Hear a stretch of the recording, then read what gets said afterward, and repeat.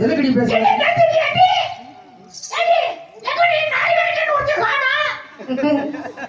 ஒருத்தி அங்க போயிட்டா, ஒருத்தி இங்க போயிட்டா, ஒருத்தி போன்ல கிடக்குறா. எதுக்குடி? சரி போய் என்ன பண்றது? போய் வெளியே போயிட்டு வந்து குட்டி கழுவுங்க. வெளியே போனா என்ன பண்றதா?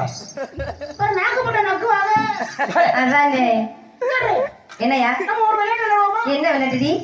என்ன விளையாட்டுடி?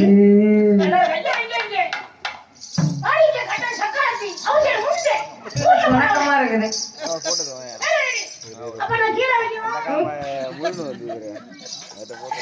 நான் கூட இந்த விளையாட்டு வேற மாதிரி இருக்கும்னு நினைச்சேன்.